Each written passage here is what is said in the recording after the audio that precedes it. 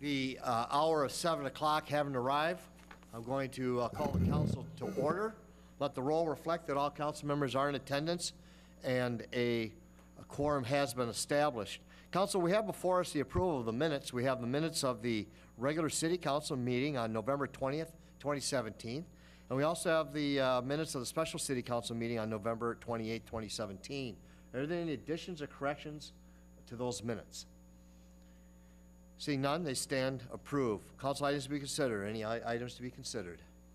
Seeing none, we'll go to consent agenda. Council, what's your wish?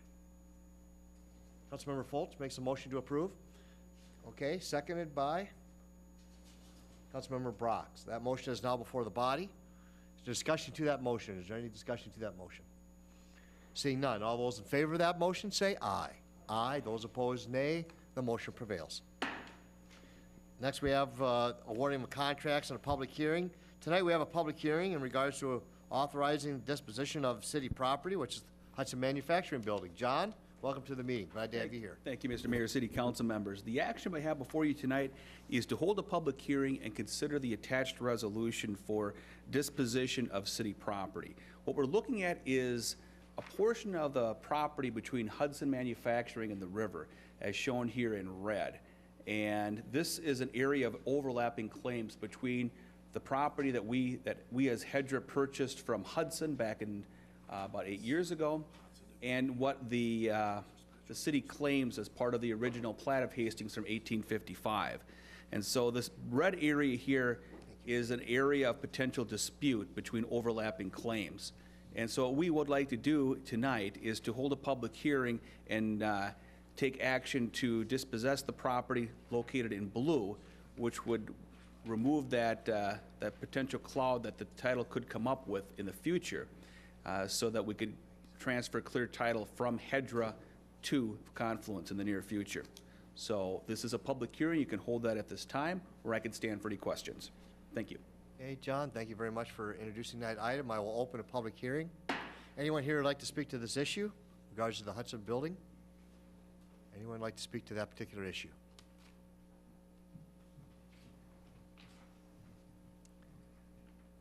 Okay, seeing none, I will close the public hearing. Council, let's go to that item. It's number B1. What's your wish?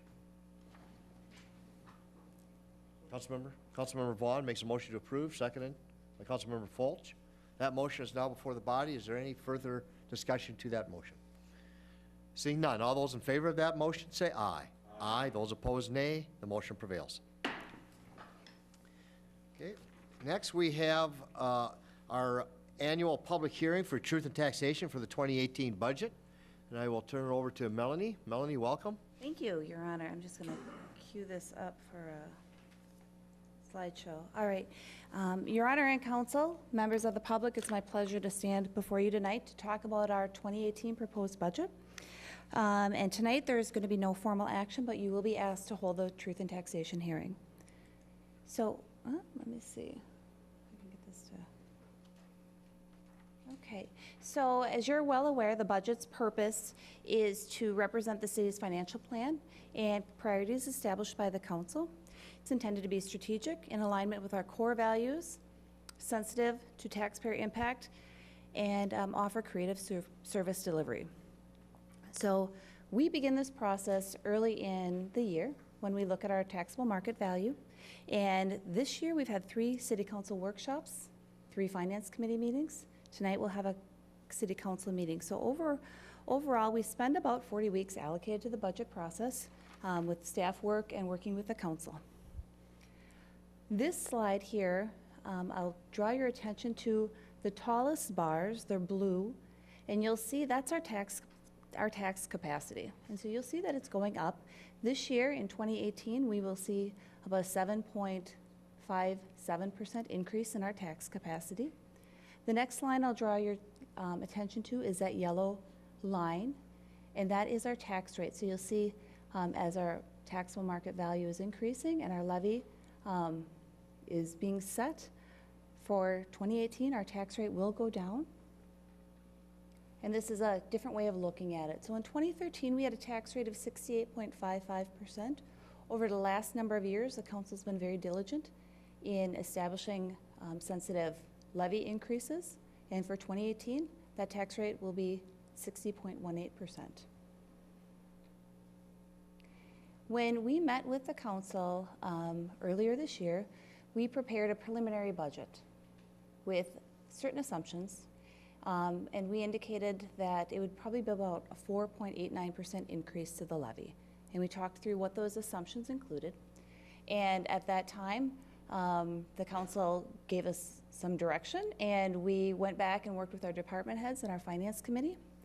And we had a city council workshop on October 30th, where we brought forward a 4.89%, we set the 4.89% levy in our preliminary levy. And then we came back and council said we'd really like to see an under 4% levy increase. So we worked with our departments on that. And at our October 30th council workshop, we did bring an operating budget that was under a 4% levy increase. And some of the premises is that we use LGA, local government aid, for one-time projects and initiatives. We don't use that to wrap into our ongoing salary or benefit costs, for example. What we have included in 2018, and I do have, we have a budget at a glance, a 2-page handout that we've provided for the council that is also available on our website, and we also have a number of documentation, including summaries of the workshops and the finance committee meetings that were held over this year. But some of the things that are included in the 2018 budget are we are continuing community programming both at Levy Park, and we're also continuing our arts task force and our participation in the Loop Transportation Service. We've got status quo employment, so we're not, a couple of years ago we added a number of firefighters and paramedics. For next year we've got pretty much status quo employment. We are hoping to complete the final phase of the Riverfront Renaissance. That's the alley project that runs from the bridge east to Sibley Street. We are undertaking a comprehensive water meter replacement program. And as we move towards finalizing the sale of the Hudson property, we're looking forward to some economic development initiatives in alignment with the council's goals and directives.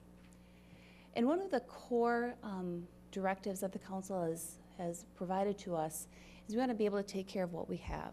So we have a significant investment in equipment and facility repairs and replacements in 2018, which we have been doing and we continue to do to make sure that we can operate as efficiently and effectively for the public. This chart is a picture of really where the expenditures go. So you'll see that the vast majority of our expenditures, number one, they're personnel based, but number two, they go to public safety and public works. So those highly functional portions of what we do with our police, fire, and public works staff, making sure we've got clean, safe water and good response when we dial 911. This is another way of looking at it. So if we look at a monthly median value home monthly bill, it's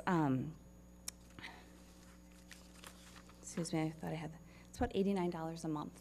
So if we break it down by service, by function, that's how that would look. And for a median value home, that's going to be about $1,078 a year that they're paying in their local property taxes for the services that we provide. We do include in this our Hydra Hra Levy, which is used to support our economic development efforts. This chart here shows that if you see that dot, the median value home is right there, that dot. And then if we look at those 4 bars, we look at pay 15, pay 16, pay 2017, and proposed pay 2018 for this is a residential property owner. So you'll see that those bars are going down, which means, as I talked about earlier with that tax rate going down, the local impact for the property owners is being reduced by the council's direction and choices. Now, when we look at commercial property taxes, it's a little more nuanced, a little more complicated. There's a variety of factors, not only valuation, but fiscal disparities, tax classification. So the comparisons that we can pull out aren't nearly as tidy as a residential property. But what we're showing you here is we've got 3 properties that are actual properties in Hastings, industrial, commercial, of various values, and really what those tax impacts look like on the local level. So again, page 16 is on the far left. Proposed pay 2018 is on the far right. So as I mentioned, we have prepared, and we've done this for a number of years, a 2-page budget at a glance. It's a snapshot of what's included in the budget and some of the direction that's been provided by the council. Tonight, we'd ask you to conduct the truth and taxation hearing. I'm happy to answer any questions. I've got Melanie Lammers, our finance manager, and Julie Flatten, our admin services director, both who are instrumental in the budget process, here to answer any questions. I'd also like to thank the finance committee, chaired by Councilmember Vaughn and Councilmembers Balsanic and Fulch, for their direction and their assistance throughout this process. Brox, what did I say? I'm sorry. Councilmember Brox and Councilmember Balsanic. My apologies. And to the council as a whole, I know it's been a new year with new council members, and I appreciate the feedback and perspective that each one of you have offered, and it's helped us refine our process. So I do appreciate that. With that, I'll be happy to stand and answer any questions. Thank you, Melanie, for that presentation. I'm going to open up the public hearing for the truth and taxation hearing. Is there anyone here who would like to speak to the truth and taxation hearing tonight in regards to city budget or tax policy? Anyone here who would like to speak to that issue? Okay, seeing none, I will close that portion of the meeting. And council, there's no action required tonight. We'll be doing that at the December 18th meeting. Okay. Next, we'll go to community development. We have before us tonight a resolution. They're all dealing with the Hudson project. We have a resolution tonight to reauthorize special use permit, first floor residential in the downtown core zoning district. John?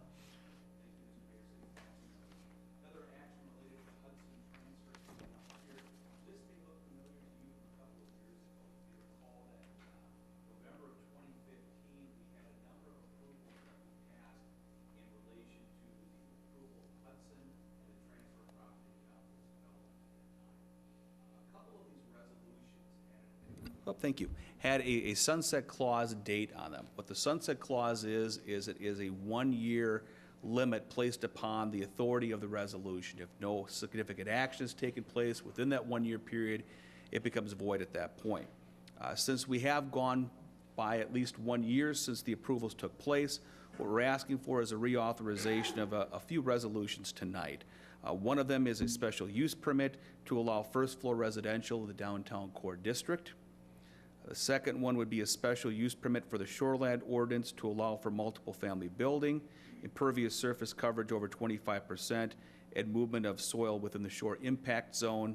And then finally, a resolution on the site plan for the rehabilitation of the existing building.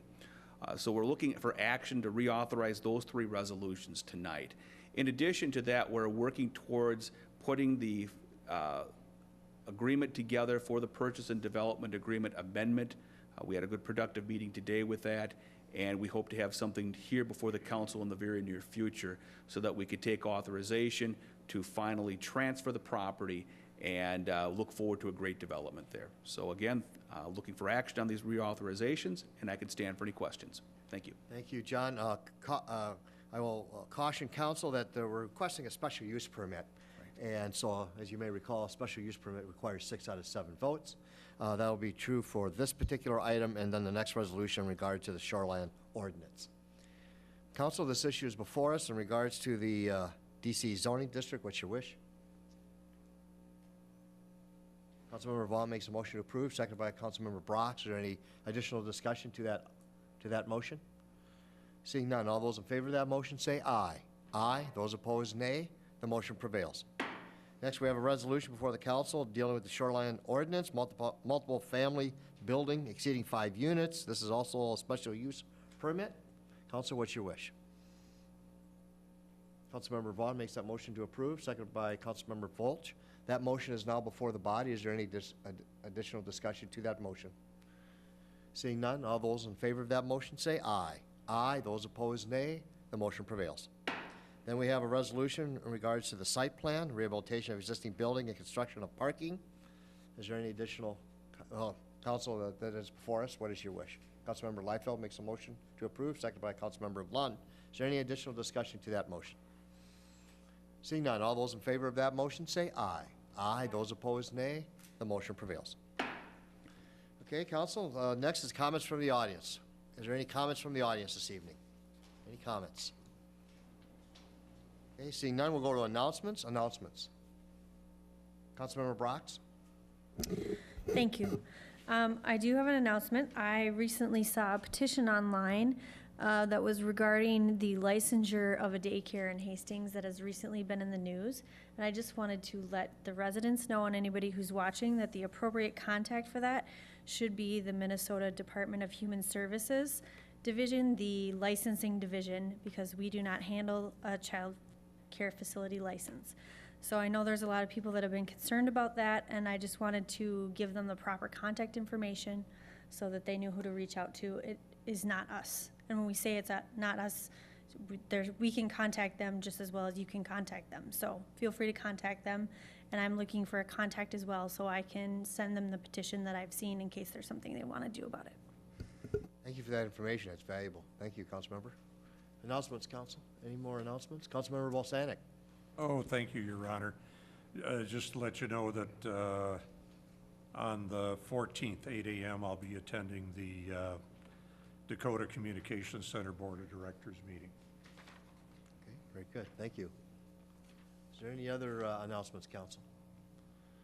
Okay, seeing none, I have a few announcements. On Tuesday, December 5th, tomorrow, the Planning Committee of the City Council will be meeting. That'll be chaired by Councilmember Vaughn, along with Councilmembers Balsanic and Fulch. We'll meet at 6 p.m. to discuss a redevelopment proposal.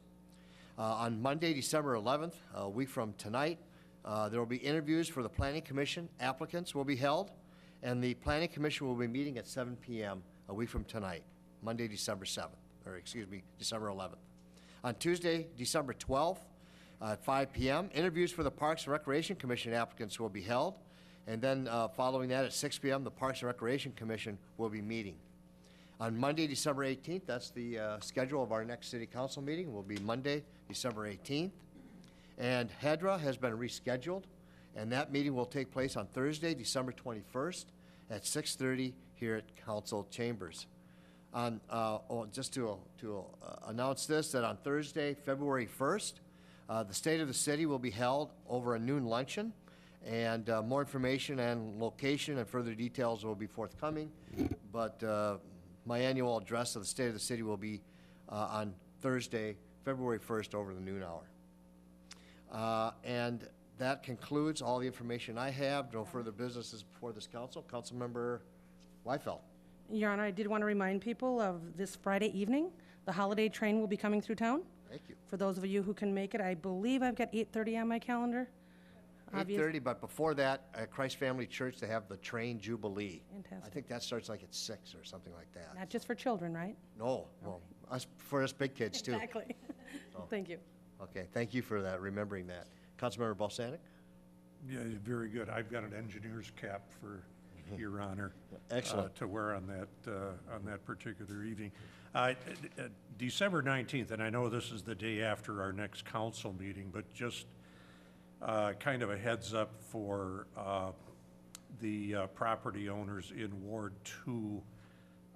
There will be an open house regarding the street improvements for next year in the area kind of from Highway 55 down to about 4th Street, from Eddy Street over to about Maple. Does that sound right, Bryce? Thereabouts. So December 19th, it's tentatively scheduled for Our Savior's Church again, where we had the open house last year, and I think it's going to be around 4 till 7 p.m. But pay attention to your mail. You'll be getting a written notice about this open house.